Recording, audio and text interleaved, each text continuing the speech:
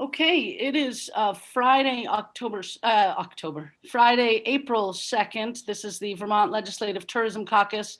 And today we're going to be discussing outdoor recreation specifically and with regard to tourism and our recreation industry. We are very fortunate today to have the Vermont Commissioner of Forest Parks and Recreation, Michael Snyder, with us, and also Ault, who is with the Vermont Outdoor Business Alliance. And the commissioner actually is going to have to leave at 8:30, so I just want to give everybody a heads up.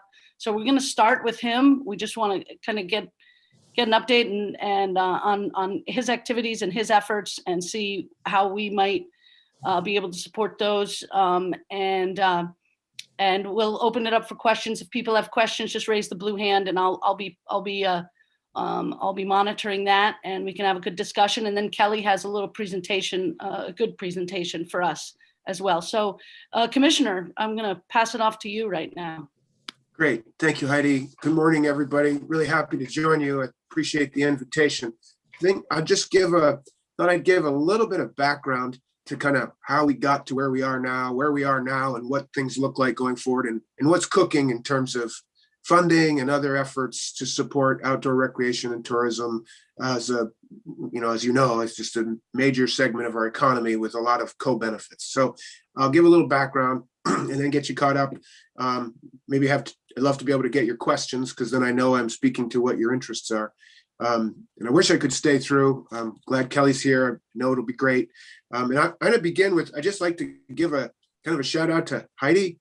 She is my representative. I live in Stowe. And I want to appreciate your efforts on behalf of tourism and the outdoor economy writ large, Heidi, and all of you for, having a caucus that's focused on this and seeing the benefits and advocating. So I'm lucky enough to have this role as Commissioner of Forest Parks and Recreation. And those last two words are a really big part of the parks, the outdoor and recreation, tourism, health and wellness scene in Vermont. And I'm really proud to play that role. And it's just been so exciting, particularly over the last few years, to see the growth in interest, support, and the energy and real impact that's accruing from these efforts. So thanks to all for the interest, again, for the invite. It does for me start, I think it's important to understand this is a long history with the department, with a role in recreation. It goes all the way back to the Mike's there in Charlotte, looking like he's on the top of Mount Philo. That's our first state park. We're coming up on our 100th anniversary. In 1924 is when it was established. So in a couple of years, we'll be planning for the 100th anniversary of the state park system, which really has become a raging success. Over 1 million visitors, given that there's only 625,000 of us. That's a pretty darn good number. Some $90 million in related spending to state parks visitation annually. In addition to just all the other positive things that come from families and Vermonters and neighbors and guests coming to the state park. So there's a proud tradition there. It goes all the way back to the founding of the parks, then in the CCC era, the development of the ski industry in the state. That was done by my predecessor, Perry Merrill, largely leading that as commissioner. Just pretty amazing heritage that we have, and we just continue to build on it here in the state. It's really wonderful. And that's been the role of the department for a really long time, is operating the state park system, shepherding it with care and feeding over nearly 100 years, making it the success it is today, with lots of help from, frankly, the General Assembly, particularly on the capital side. But also just generally promoting and helping plan and partner with organizations throughout the state for recreation throughout the state, beyond the state park system. The Vermont Trail System, largely occurring, well, it's on state lands, but also largely on private lands through the generosity of private landowners, through the hard work of volunteer-based member organizations, the nonprofit trail community like the Green Mountain Club, the Vermont Mountain Bike Association, and many, many others, Vermont Association of Snow Travelers. So there's this great community of folks working in that space, if you will. That's been the role of the department for a really long time, is to play that hub.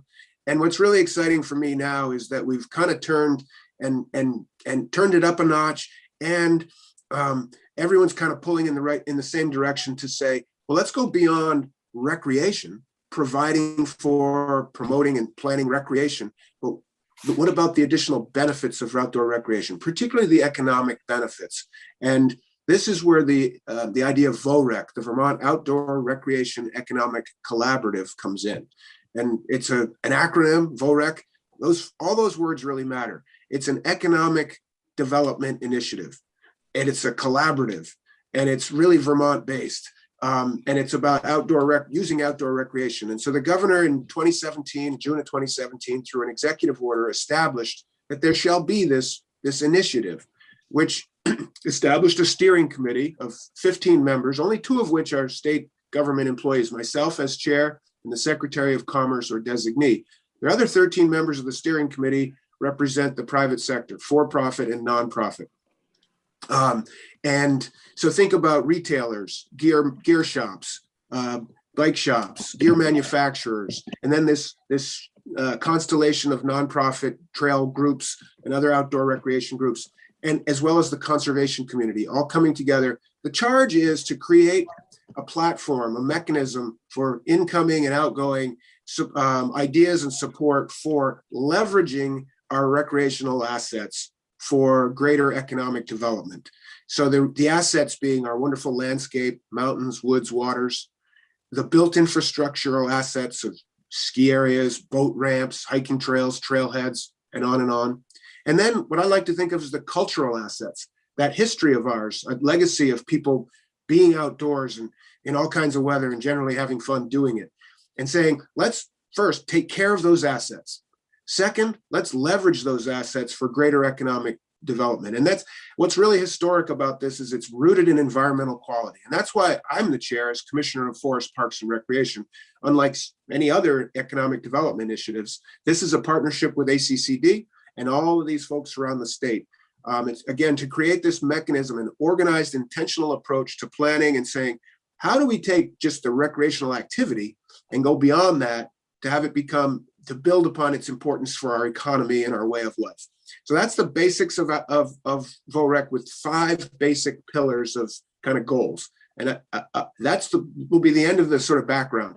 But I think they're important. Our goals through the VOREC initiative are in this collective impact, statewide approach where it goes well beyond just these 15 steering committee members. We have partners and we welcome people. It's been kind of our motto. If you're out, you're in. You want to be outside, you can be part of this. The 5 pillars are: grow participation in outdoor recreation in all demographics, grow outdoor recreation related businesses, grow the extent and quality of our recreational assets, grow our ability to take care of those assets, the stewardship function of the lands, waters, trails, et cetera. And then 5th, capitalize on and grow the health and wellness benefits of outdoor participation. So it's about people getting outside. It's about the businesses that are directly related, and then the ancillary businesses, think coffee shops, brew pubs along a recreational trail corridor, and really have an intentional approach to this. And I'm just thrilled by how well received it's been all around Vermont, and particularly by the General Assembly. We proposed early on a grant program, a community grant program. We call it the VOREC Community Grant Program, where we make grants to communities around the state and their partner organizations who want to invest in their recreational assets to expand them. We put forward a pilot. The governor said, yeah, this sounds great. And we put in $100,000 3 years ago for the first round. We had $1.7 million in requests for the $100,000 of grants. We made 2, one in Newport and one in Randolph, to really interesting community development projects for outdoor recreation that generated a lot of buzz and excitement and positivity in those communities.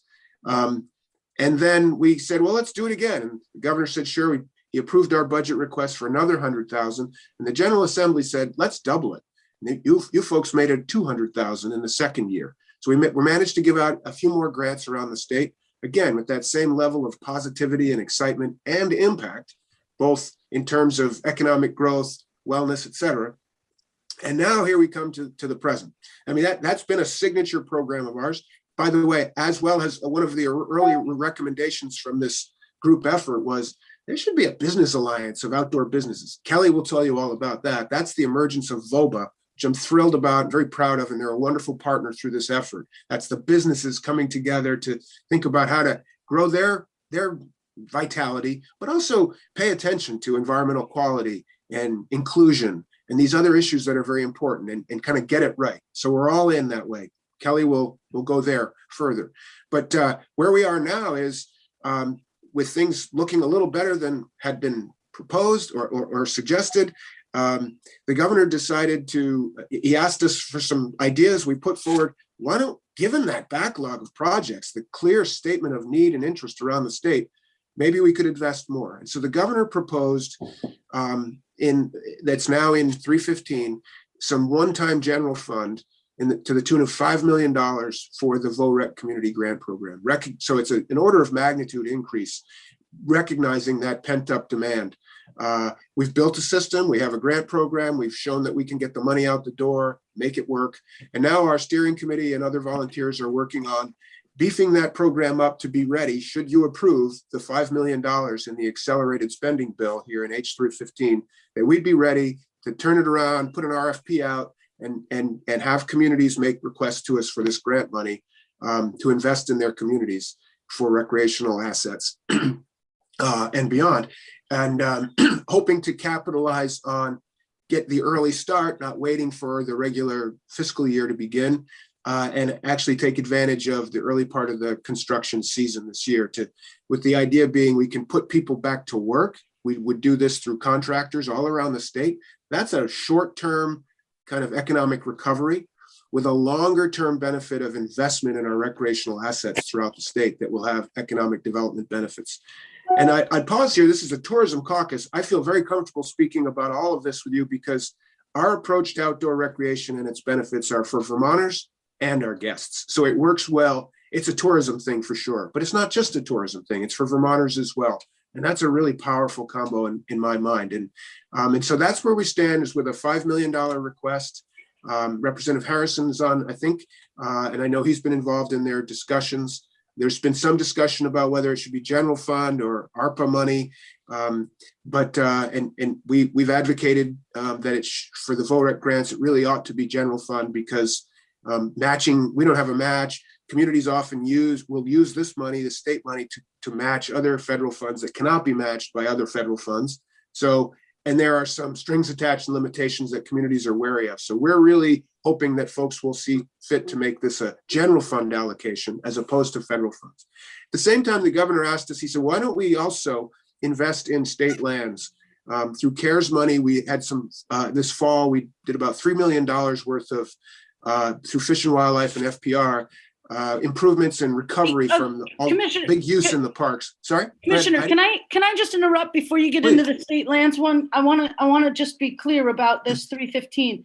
So in 315 right now, it's 5 million in one time, but from the general fund? No.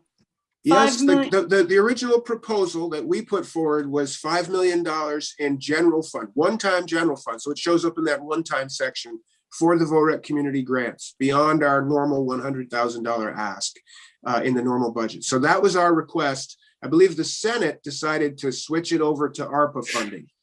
Supported the idea, but just said, well, let's use the federal funding. And I'm sure they had many reasons for wanting to bank general fund or for any number of reasons. It's now come back to the House. And I was asked for input, and through our Representative Townsend, I encouraged, here's some thinking here. Here's some reasons why we strongly encourage you to go back to general fund funding for this grant program as opposed to the federal funding. We're thrilled that folks seem to be endorsing the idea, but now that's that nuance of, we want to be able to get it out early. We want to get it into these communities. We want them to be able to match other federal sources they have. And if they're using this federal money for this, they cannot use that as a match. And that will really hamper their abilities. In addition, there's questions about eligibility, what kind of projects, and we might have to wait 9 months to know. And so for that package of reasons, we're encouraging this piece to be through general fund allocations. Does that help, Heidi? Yes, we'll get Jim's. I want you to continue on the state lands, sure. Though, and we'll get Jim's perspective in a little bit. Jim's great. I'll be real quick. The other is another $5 million to be applied to recreational asset improvement and modernization. So new access, fixing environmental problems that may exist on state forests, state parklands, wildlife management areas, fishing accesses. So in reinvestment in those, similarly kind of public works investment, putting people to work, but then having the longer term benefit of return from those investments over the long haul through recreation and tourism. So that would be for state lands. And a piece of that would be intended for us to grant out to our trail partner groups throughout the state for similar infrastructure enhancements and improvements on private lands. So the 5 million to A&R would be split between Fish and Wildlife and FPR, and a chunk of it is intended to go out through one of our grant programs to our trail group partners around the volunteer member-based trail groups around the state, so they can implement some enhancements on the private lands of our world-class trail system throughout the state. And is that general fund as well, or was right? That we had proposed, the governor's recommend was in a one-time general funding, and that's in this same category. The Senate seemed to have switched it back over to ARPA or to ARPA, and we for similar reasons, eager to get work done. We're ready to hit the ground running. We want to capitalize on this as much as we can of the construction season. And so we're also there for similar reason, asking to have it be, recommending that it be general funding. So those are the two. And the idea here is three pieces, right? It's community grants, it's state land assets, and it's our nonprofit partners on private lands. And that was the original idea, was we get a little bit of love to each of these buckets of communities, private lands, state lands. We've got a question for you, Commissioner. Representative Yantachka. Thanks. Yeah, Mike, that's a great presentation. I am wondering, this is probably an appropriations question. They probably asked it. And do you expect to spend the entire 5 million on your VOREC and the other 5 million, within the 2021, or do you expect that to go on longer than 2021?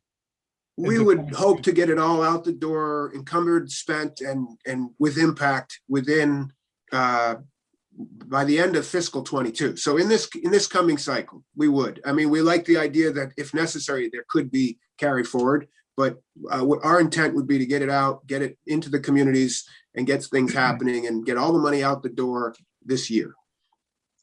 Okay. I noticed, Senator Nitka is here, and I noticed, I mean, she's our rep on the Senate appropriations, and so I'm sure she has ideas, thoughts, and maybe she can help if they're explain. But I don't want to misrepresent anything. Is really what I'm trying to say, Alice. So I hope you'll correct me if I got it wrong. I was just wondering if there's a good rationale for splitting it between general funds and ARPA. Again, I'd leave that to Jim and Alice to speak to in particular. Okay. Alice, do you have anything? Would you? Of course, we've already passed the bill, and it's gone back over to the House. So whether it'll be a conference committee or by further proposal of amendment, at this point, I don't know. But that's what will be happening next. So, I mean, changes could be made. I guess have to look at what money is there. Jim, do you have? Yeah, just because one of my senators is here. The bill was almost all set to go, and I think there's a kind of a deal worked out that there will be concurrence with amendment from the House back to the Senate. But evidently, there's a little glitch on agreeing to the tax language at this point in time to hook up with UI. So not our committee issue, but anyhow, on the, I'm sorry I missed the earlier part of the commissioner's presentation. I had to take a phone call, but there is wording in the bill as it came over from the Senate, which should give some help to using the new federal money. And basically it says it authorizes the Commissioner of Finance and Management to make expenditures in anticipation of receipts as necessary. And that, from what we've been told by Joint Fiscal, would allow, if they put in an application for, $1 million of ARPA funds, they could still spend that waiting for it, rather than wait the 60 days or whatever. At least that's my But understanding. So But to be clear, Jim, so right now there was no change back to general fund. There has been in 315. It's all ARPA. That 5 million and the 5 million is still ARPA money. yes, Okay. yes, that's my. I've been trying to follow things back and forth with the spreadsheet. Okay. Yes, The last I heard, yeah. sorry. Go ahead. Oh, I'm sorry. It was just that Representative Townsend contacted me yesterday, and the latest I heard from her was that she thought it was looking like the 5 million for VOREC would be general fund, and the 5 million for the public lands would be ARPA funds. Okay. That's what she indicated to me yesterday afternoon, but Okay. that's the latest. And she's closer to that part of the budget, so she may. I don't worry about where the money comes from. I just worry about the total. And I'm off on an island on that. Yeah. I certainly support, these investments because I think they're great for the long-term outdoor recreation business. There are some other issues I have with the bill, but that's me. So. Okay, we've got another question for you. I know you have to go, and then we definitely want to get Kelly's presentation in, but Sure. so Carrie, Representative Dolan, and then we'll turn it over I'll to Kelly. be brief.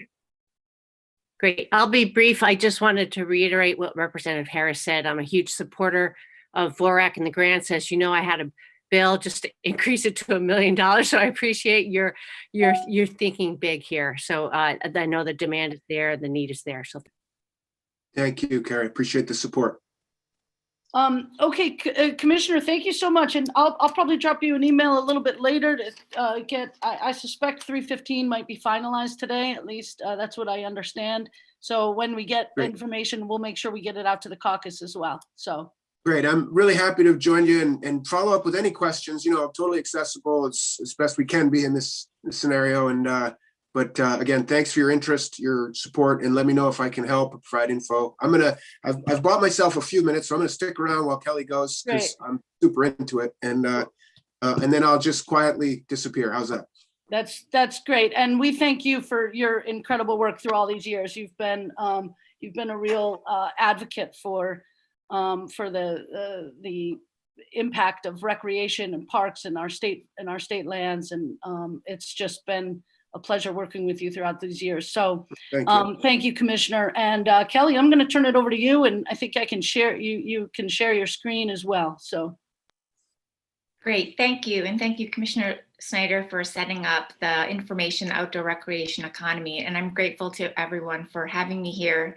I'm really excited to share with you the outdoor recreation economy, what's happening, some of the bright spots and some of the challenges ahead, and look forward to continuing to discuss the issues with you. I do have some slides, a handful of slides, but again, I hope that you will interrupt me and ask questions, and I'm happy to discuss or talk further about a particular topic that you're interested in along the way. So I don't plan on this just being a one direction presentation. So I'll go ahead and share my screen here.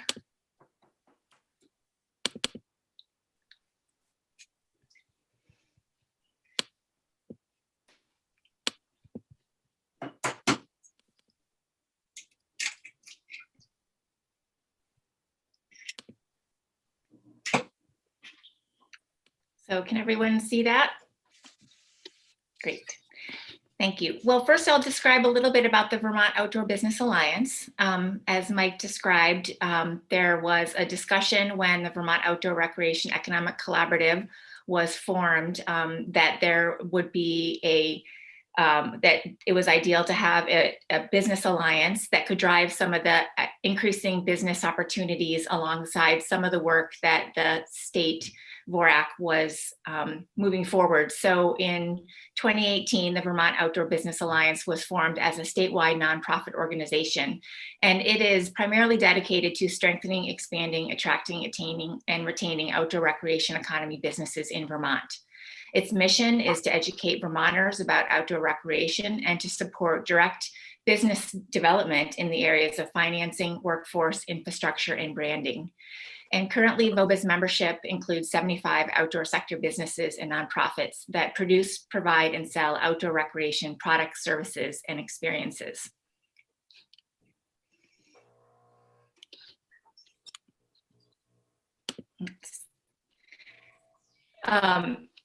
So I wanted to first describe a little bit about the economic impact of outdoor recreation. And we know from the US Bureau of Economic Analysis, which has been tracking the outdoor recreation economy since 2017, that outdoor recreation has demonstrated its value as an economic driver in Vermont.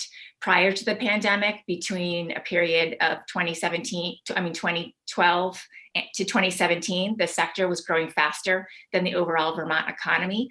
And 2019 data shows that the outdoor recreation economy contributed 5.2% to Vermont's state GDP, which is the second highest of any state in the nation. So that really showed outdoor recreation as a bright spot to the overall economy. It also showed it was connected to 20,000 jobs in a variety of sectors, from manufacturing to retail to food, accommodations, and real estate, and the many other aspects of the outdoor recreation economy that we can talk about later today. The Bureau of Economic Analysis was able to track nature-based and outdoor recreation contribution to GDP. And so we know snow activities is the largest contributor, and it only trailed Colorado and Utah in 2019 as having economic impact. But we also know that we have such a diversified economy and we have so many outdoor recreation opportunities in the state that many other activities drive local economies and business for Vermonters. So you can see some of the numbers here are pretty impressive. VOBA, the Vermont Outdoor Business Alliance, conducted an outdoor industry survey this winter. We produced 2 impact reports last year trying to assess what some of the impacts of the pandemic was on our sector and provide some recommendations and needs moving forward. It was quite a tumultuous year, and we still continue to be in a mixed recovery for the sector. But in February, we worked with UVM's MBA program to design a survey and conduct a series of interviews to get another status check on how our businesses were faring, what their needs were, and what trends for the future we might capitalize on in outdoor recreation to support our communities. We were able to get some information from 100 businesses and nonprofits. And we found overall that 2020 revenue was down 20% from 2019. I'm sure you've heard about the skyrocketing sales of backpacks, camping equipment, backcountry ski gear, snowshoes, bicycles. So we have had some bright spots in the economy, but again, many other companies that are tied to travel and tourism or more downtime shopping continue to be hindered by the pandemic. So that number is positive, is not so dire as some businesses have reported and continue to report, but it's still not where we were prior to the pandemic. And we still have a long road ahead to a financial position for the sector. We saw that 2020 employees were down 7%, and I think programs like the PPP helped companies maintain their employment and support the needs of their employees during the downturn and then during a reemployment or rehiring period. So that was fairly stable. And then we can see from the activities that our companies in Vermont service customers that are engaged in a wide variety of activities. And these are only the top ones that our survey captured. I think the main takeaways, which are interesting for moving forward, continue to be the ongoing needs around bringing clients and customers back. And I think the top 3 needs from the sector continue to be around customers and clients and markets. They're still working on pivoting and expanding to new participants. And of course, we have our pandemic restrictions that have limited some of the economic opportunities for some of our travel and tourism and downtown businesses. And so there is an interest in continuing to have those marketing resources and continuing to secure financial and technical assistance to be a bridge and continue to buoy those businesses while we get through this next cycle and hopefully soon emerge and return to some sort of new normal for our 4-season recreation opportunities in the state. And finally, support for infrastructure projects or educational programs came up as top. People in the industry recognize the link to infrastructure and participation, and know that by having vibrant communities that draw people, that people want to live in and raise their families and start businesses and hire employees, we really need quality recreational resources, healthy lands and waters, and vibrant downtowns to do that. So infrastructure is top of mind for many businesses.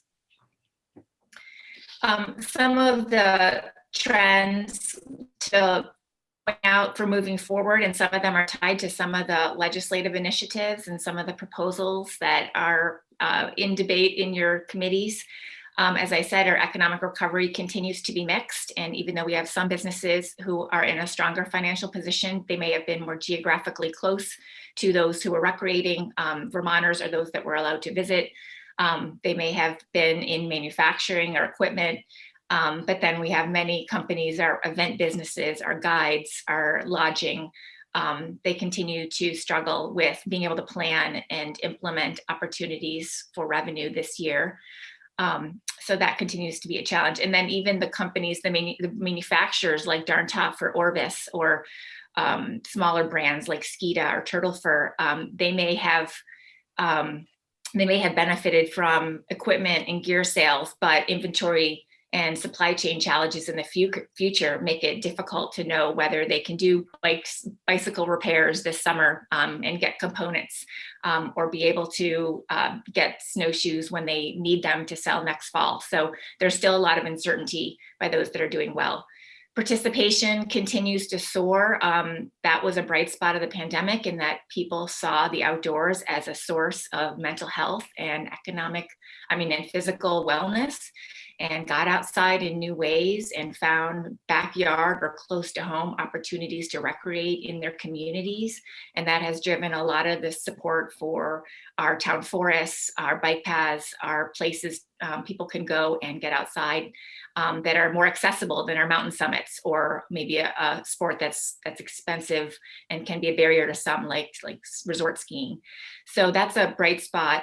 We know even in the Stowe Trail Partnership said trail use was up 31% last summer, and we understand that that is not going to abate, that we will continue to see people benefiting from our outdoor assets. Historic infrastructure, Commissioner Snyder mentioned all the investments that were made last year with CRF funds, and we continue to talk about VORAC as a community grant program and other state lands investments. These really support new business opportunities.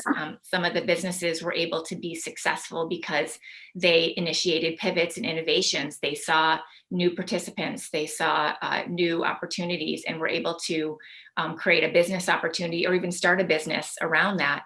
And so that's going to continue to help, and we want to support those linkages in our downtowns between places to play and those that have good services and experiences to sell, those that are getting outside. Really quickly, two more, and then I'll get to the legislative proposals that were mentioned earlier and our support for them. But relocation trends continue to be strong. We see real estate markets that are booming. We see remote workplaces and use with our co-working spaces across the state be utilized. And we continue to hear, and those that are surveyed continue to point to an outdoor lifestyle or access to the outdoors as a draw for Vermont, and a place that people can live and enjoy a quality of life in their communities while working for a company that's global, or being able to start their own business, because we have a lot of support for entrepreneurs and a lot of innovative opportunities here. And then finally, reemployment and upskilling for a wide range of skilled jobs. Commissioner Snyder mentioned trail construction and the work that they would do with contractors. And one company that's one of our members, Timber and Stone, is an example of how some of these trail construction projects require high skilled labor. They require site engineers, people who can manage machinery, that can do, GIS mapping work, that can take real care in building recreation infrastructure so it's sustainable. And so these are high quality jobs, and that company alone does 25 projects a year and employs 12 people, and their material expenses alone are $500,000. Their machinery rentals are $250,000. So they're investing back in they're having economic impact as one business on other Vermont businesses. So there's a whole web and a ripple effect when we have these projects, in addition to them being shoring up our assets for the future and employing people and being a job creation opportunity.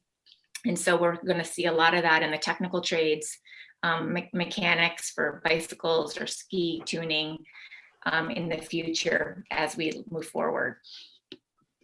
And so I want to get to the couple legislative proposals that we've been following and are very supportive of as an outdoor industry. And of course, the VORAC Community Grants Program has been a bright spot. And we've seen not just in Vermont, but across the country that there has been a real drive to build up outdoor recreation as a sustainable, resilient, a rural economic development strategy.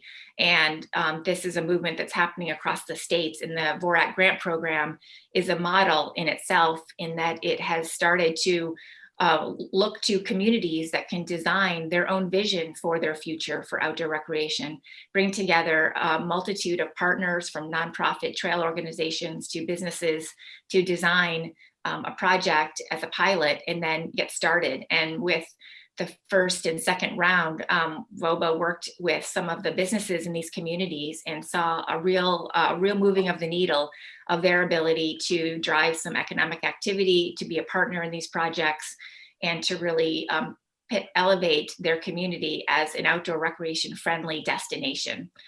The Gear House opened a new business in Randolph and is a successful, winter and summer business, really connected to the trails and the youth community because of the VORAC grant.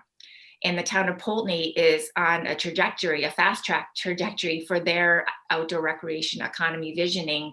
Beyond the VORAC grant, they were able to land 2 additional pretty large federal and state planning grants so they can continue to build the infrastructure, do marketing, and position themselves as an outdoor recreation destination. And so they're an example of a town that's really embraced this and is kind of paving the way for others. The $5 million investment that Commissioner Snyder described in state lands is also critical to shore up some of our, make improvements on some of our infrastructure. I know camping was off the charts last year in our state parks. And also the work of the trail networks was overwhelming. I mean, our trail organizations manage so many relationships. I think our mountain biking trails are 80% on private land. We know VAST, the Vermont Snow Travelers Association, works with something like 8,000 landowners. So their role in funding capacity and their ability to support these trail networks is critical. So we really appreciate that, as Commissioner Snyder described, that there's a little bit for everyone in these pots of funding to really do their work, do their good work on the ground in the way that they see fit for the future. The local businesses constructed as a benefit, as well as the nonprofits. And we did a partnership with Vermont Sports Magazine with a Restart Marketing Grant, which we really appreciated and we really see as a continued resource for communities or organizations to do marketing projects on their assets. And we published a guide in the winter issue of Vermont Sports featuring these 9 VORAC communities and linking 115 businesses with places to play when it's safe to do so, and for Vermonters to do so during last winter. And we were able to generate thousands of dollars to these businesses that were listed in the guide from consumers, as well as get a significant reach for promotion and circulation of the magazine in, I believe, over 15 states. So these projects are really just continuing to promote what we have, encourage support for when people can come to visit, as well as if they are, where to go and how to recreate safely and support our downtown businesses. And then the last one is around tourism and marketing funding, because of course this committee is really focused on some of the initiatives and some of the issues in tourism and marketing, and the $2.5 million in additional funding that was in H159. And some of the approaches, such as the consumer stimulus program that I know Commissioner Pelham presented on last week, really do support businesses. They really do get at some of the needs that our businesses have expressed. Bringing clients and customers back is their number one need.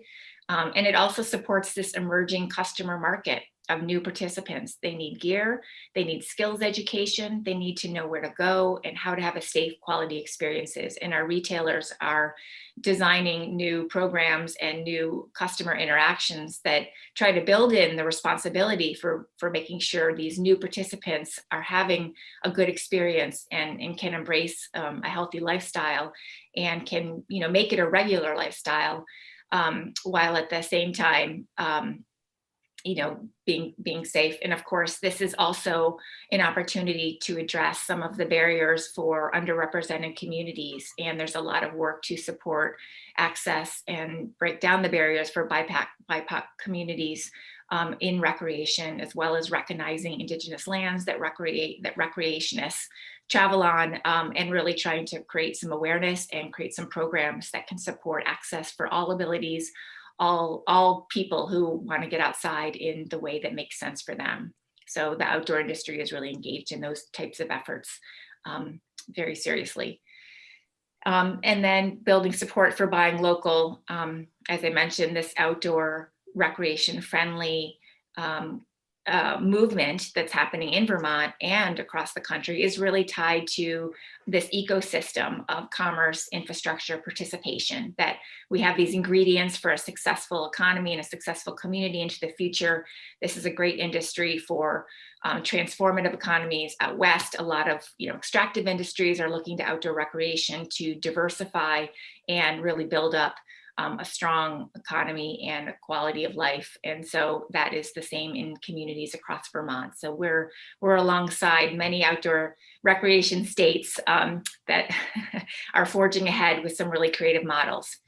And then finally, technical assistance and grants. All of the funding last year to support economic recovery, the technical assistance with the regional development corporations, and some of the funding that has been available through creative models like On the Fly, funded with technical assistance dollars to help transition to digital marketing strategies or other operations. Many businesses are reinventing themselves. And so they're looking to some of these trends and opportunities to do that successfully. And that will help all of our communities and help Vermont for the future.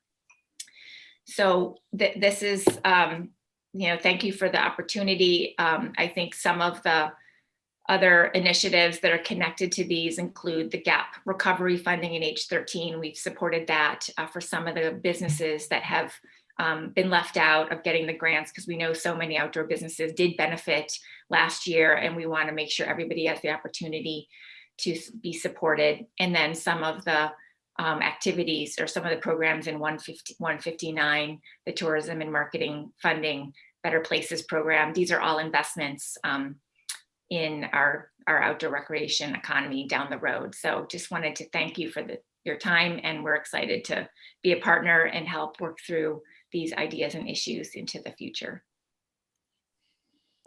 Thank you so much, Kelly. That was great. And you have sent that presentation to me, so I will be sure that the caucus gets it.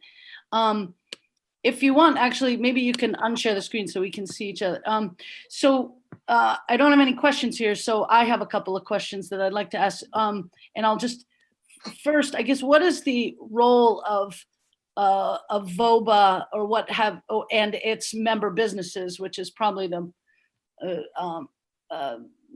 key to it in the advocacy in the legislature with regard to these proposals, and can we help? Yes.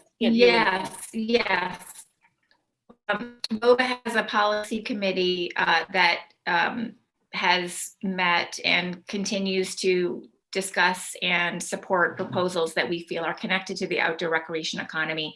primarily around infrastructure and stewardship and outdoor recreation marketing, and of course, economic recovery and workforce. So we have been active in weighing in on some of the proposals that have gone through the legislature this session. We supported 315 and have weighed in on the VORAC Community Grant Program, funding for tourism and marketing, as well as the Vermont Housing and Conservation Board funding for housing. And so we have, and we're continuing to look at some of the proposals that are So you've been in the gap funding recovery program. So you've been you weighing in committee, like testifying in the various committees and what have you? Yes, we testified in House Commerce alongside Commissioner Snyder on the VORAC Community Grant Program and the State Lands Investment. And we've sent support written testimony to House Appropriations in support of these programs as well. Okay, okay. And my other question is actually, Voba, in general, you talk at the beginning about your role in supporting the business, the outdoor business community, and I'm just curious as to, you talk about financing. Do you guys actually, financing and all these other things that you do you guys actually have access to capital to help finance things, or business plans, or do you mentor new business owner, startup businesses or something like that, or what? I'm just curious as to that part of Voba. Yes, we have, oh, sorry, something just popped up on my screen. Yes, we have prioritized access to capital and financing for outdoor businesses. That's been our priority from the beginning. And so we have developed a network of financing resources that we mostly drive businesses to, and they include the Vermont Economic Development Authority, Vermont Community Loan Fund, Community Capital of Vermont, some of these funders that provide loans and grants to companies. And we even worked with the Vermont Community Loan Fund to set up an outdoor recreation fund that is specific to companies that provide outdoor recreation services and products. They received a Northern Border Regional Commission grant and started a revolving loan fund. So we're working to support some of these resources to specifically being able to service this community and what their needs are, and providing that input to them. We've done a number of webinars in the last year on economic recovery resources and financing resources, just to allow businesses to know what's out there and how they can access what will work for them in the financial realm. But we don't directly, we mostly provide these industry support, networking, facilitation, resource matching services. We don't directly have a seed capital fund or some sort of program where we do financial planning, but we'll direct people to SBA or others that do that and try to support them finding the experts out there that can help them. Okay, okay. We have a Representative Dolan. Good morning, Kelly. It's great to see you. Great to see my you. question is in regards to your planning to help identify priorities for the future as well. As you know, our neighboring states are also, we're competing with for the same, the outdoor enthusiast coming to the North Country. And I see that there's such an opportunity, a greater opportunity in Vermont than we've realized thus far to, as you mentioned, develop infrastructure to help attract and support our tourism in this sector. Can you talk a little bit about your long-term planning and priorities? Mm-hmm. Yes, we have through our survey with UVM identified a number of needs, and they do feed into some of our ongoing planning to develop more of a roadmap for the outdoor recreation economy in the coming year. And we're currently developing a strategic planning process that can help us think through where do we want to be in 3 to 5 years as a state in terms of our outdoor recreation economy. What's the vision? And then what are the strategies for the business community that the business community can drive forward to achieve them? And then of course, we're working alongside VORAC, which once their newly hired program manager comes on board, they will initiate an action planning 2.0 to develop a strategic plan for VORAC around the 5 pillars that Commissioner Snyder described. And so we hope to work together between their action planning and our strategic planning to put together more of a priority list of strategies around financing, workforce, infrastructure, and branding. Those have been seem to be the buckets that are capture the needs and opportunities from day one, and they continue to be pressing due to the pandemic and also as opportunities for moving forward. So we don't have a strategic plan in place right now, but we're putting one together for beginning fiscal year 22. Great. Thank you. Look forward to seeing that. Representative Jerome.